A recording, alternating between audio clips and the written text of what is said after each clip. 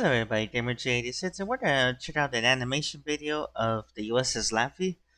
On the previous video, we just did a quick rundown on how it got the title of the ship the Japanese couldn't sink, and that was told by the Fat Electrician. So now we're going to check out an animation video about this event and such. So without further ado, 3, 2, 1...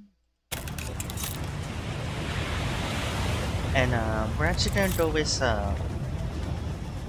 there's two different videos. It's We're gonna go 4:30 with a.m. one on from April Yarn 16, Hub. 1945, the Battle of Okinawa. A sailor struggles to keep awake in the destroyer, the USS Laffey. The radar pings in front of him, and multiple enemy contacts appear. The man snaps awake and sounds the alarm. A siren blares, and across the ship, sailors run for their positions. Commander F. Julian Beckton bursts into the bridge, demanding updates. Multiple contacts. Closest 20 miles out. But it's turning away again. Beckton's adrenaline immediately wears off, and the gathered officers groan with various levels of frustration. The Japanese have been doing this the whole night, poking into their radars just enough to get them to act, and then leave. It's on purpose. They're trying to keep us tired for an attack. Silence reigns over the bridge. No one lets it show, but they're all afraid. They're acting as a radar station right in the path between mainland Japan and the ongoing operations in Okinawa. The Laffey is the first thing every Japanese fighter, bomber, and kamikaze sees on their way to battle. Multiple ships trying to man this post have been hit by kamikazes, suffering heavy casualties. Keep the men on station, rotate them as needed. We can't afford to take an eye off the sky. Backup flies above their heads. It's 3 divisions of F-4U Corsairs, nicknamed the Grim Reapers. These warriors of the sky are the first line of defense. But at 7:30 a.m., things start to go wrong. Reapers, you copy. Reapers, do you copy?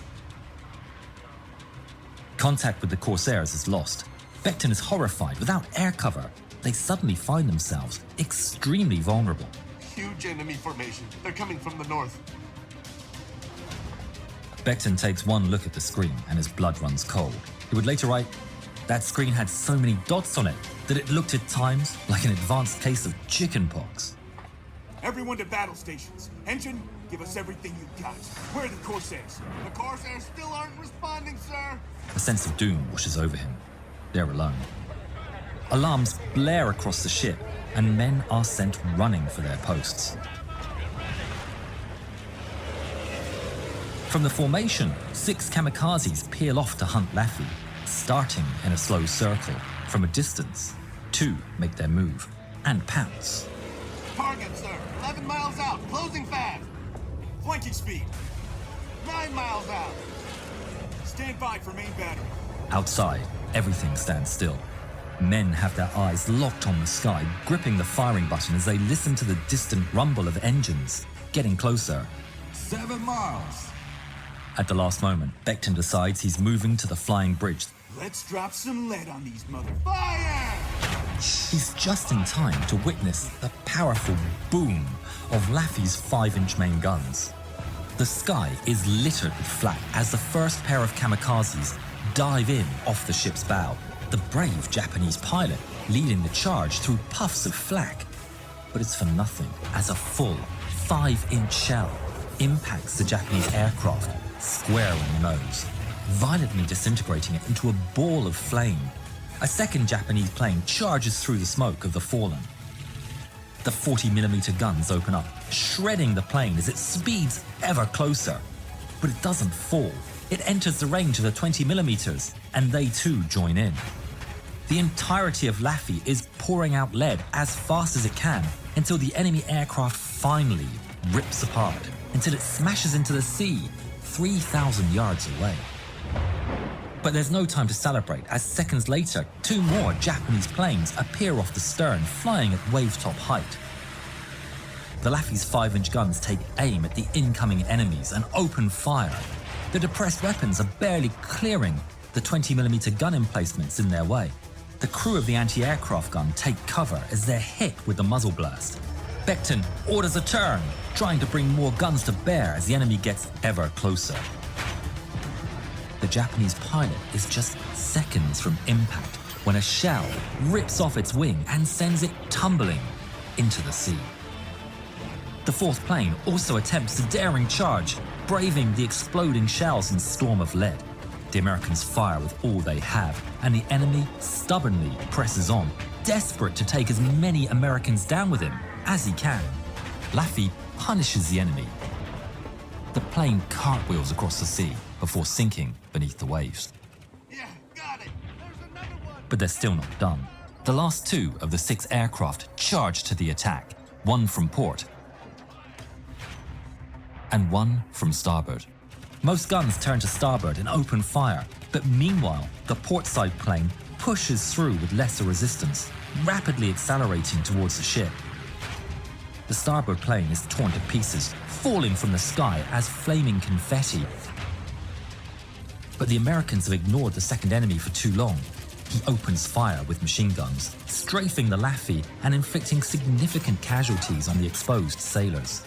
The guns rush to fire at the last plane as it careens down towards the ship. A wall of shells meets it in return.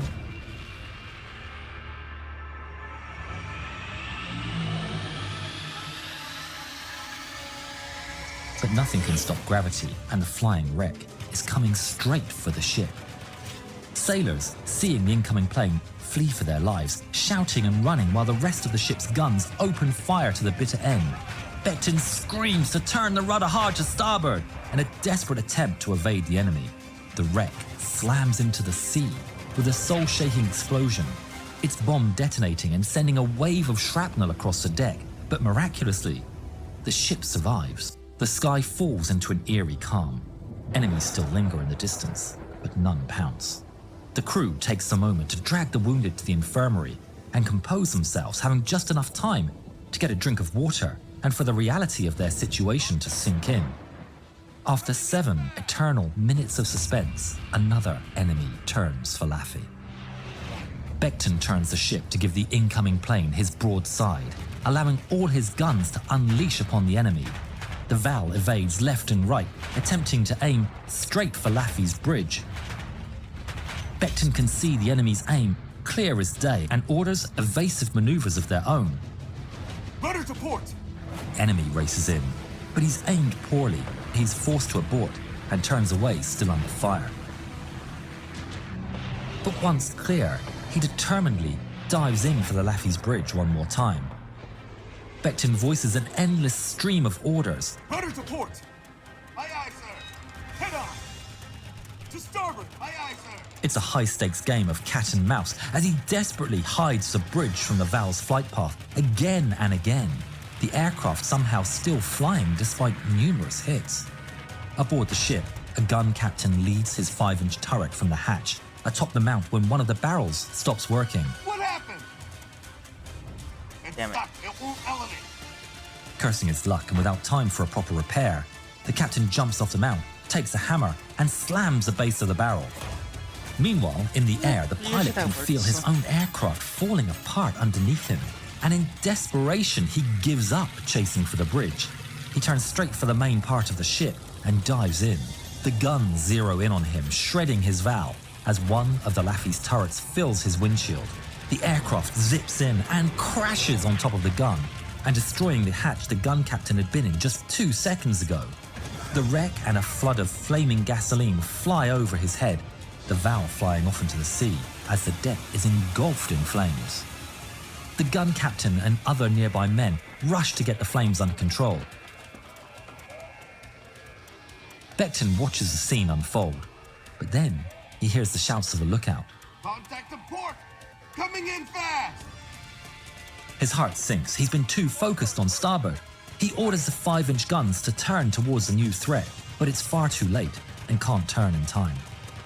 40mm guns open up on the enemy. The fate of the entire ship is on their shoulders, and in the most crucial moment thus far, they excel. The enemy fighter detonates in midair and falls into the sea just 200 yards away. The gunners cheer, but the nightmare is far from over. Where on earth are the damn Grim Reapers? Oh, radio's still screwed. Then the 9th Japanese plane appears, skimming the waves on the port side, determined to crash into the Laffey. Damaged 5-inch guns are unable to attack. The 40mm guns open fire, nicking and striking the enemy, but it still flies and enters the range of the 20mm guns. They join in on the defense, but the enemy powers through. Fear grips the men's souls as they realize with dread, this one is not going to fall. Inside the Japanese plane, the pilot sees the ship fill his windshield. He closes his eyes. He never feels the impact. The Japanese plane crashes into the superstructure behind a 40mm gun. Its wing is ripped off. Flaming fuel sprays across the deck. The rest of the airframe falls off the starboard side, and its bomb detonates in the water. But some AA guns have been engulfed in flames, and the crates of ammunition start to cook off. One by one, the shells explode with loud bangs, glowing hot shrapnel, flinging off in every which way. In that section of the Laffey, firefighting becomes the only priority. The men rush to contain the flames, saving the Laffey from catastrophic explosion. But the guns are still crippled. Another Japanese plane appears from the rear.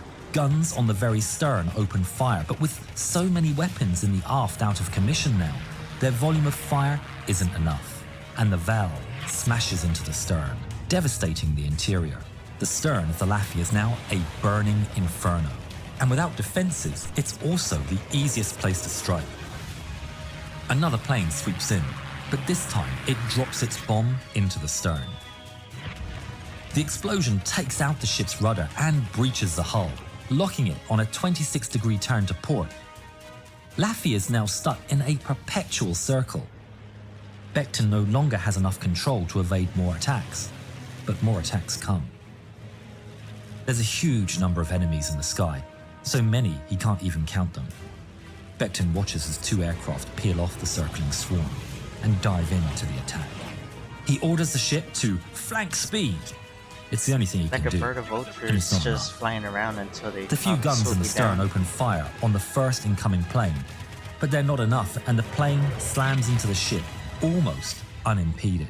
Dozens of sailors fall, and deadly fires spread.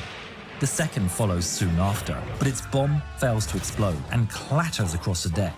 A group of sailors manage to pick it up and throw it overboard. The swarm continues to circle, waiting for their turn. Somehow, the ship remains afloat, but Beckton knows it's a hopeless battle. Laffey needs a miracle.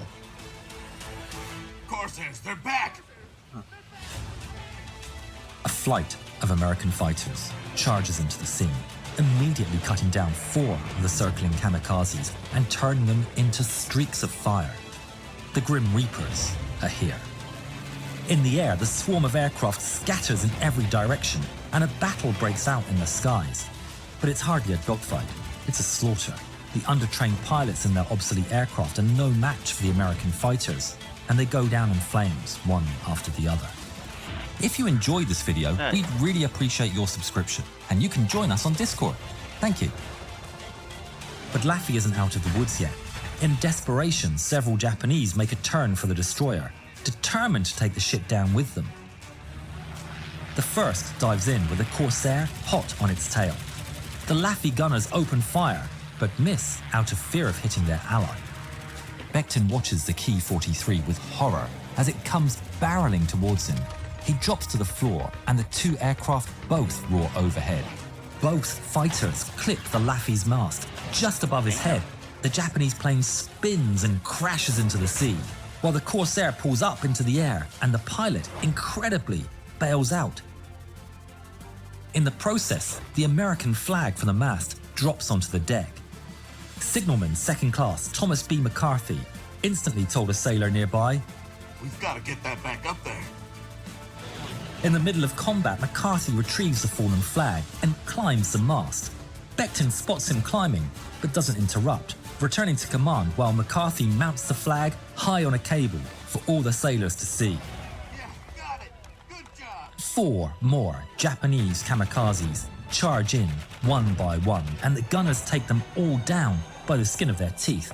One of them is getting close as 50 yards before slamming into the sea. Becton is impressed by his men's gunnery. Captain, we're in pretty bad shape aft. Do you think we'll have to abandon ship? Becton doesn't have to think it over. After so much courage by his men, so many heroics, it would be a crime to let us sink. Hell no!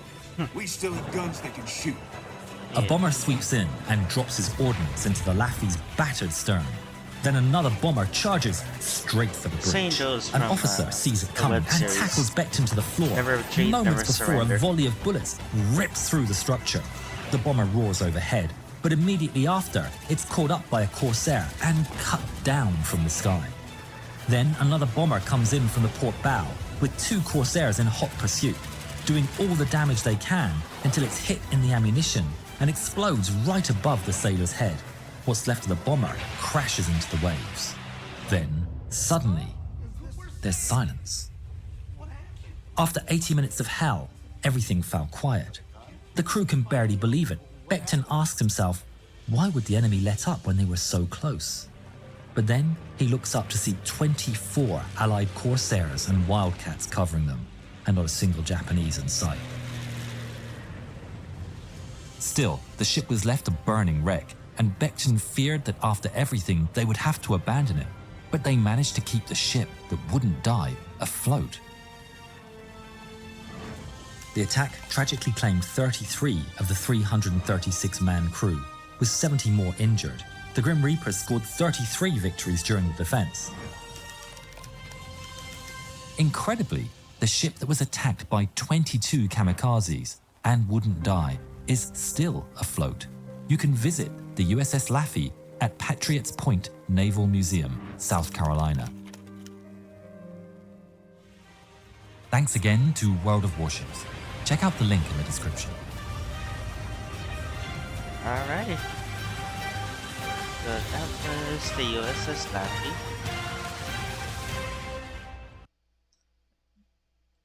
And so that was quite something. That was like always like an intense fight and such. And then so right now the Laffey is a museum ship in South Carolina. It's actually the second ship to bear the name Laffey. The first one we saw a brief moment in the hold on a second, in that video about the naval engagement in Guadalcanal. That there was a ship that was going head on against a battleship, and that was the Laffey. And of course, the Laffey had sank, and then of course they built when they were building another ship, which would be the Allen M. Summers class destroyer. It was going to be named the Laffey, and it's also named after. Let me see. I'm looking it up right now at the moment. Named after a Medal of Honor recipient, Bartlett Laffey, who was Irish-born U.S. Navy sailor. Born in Ireland, enlisted in the United States Navy. He was assigned to a ship called the Marmora, from the looks of it and such. And then, well, anyways, everybody, that was quite the video and another uh, history video. And of course, again, this was right now on World of Warships. At the moment of this recording, there's an event going on where you can gain the USS Laffey, but it's through like a dockyard phases, which I'm still working on at the moment. But can't wait to check it out once I'm done. So, anyways, until next time, everybody. See you soon.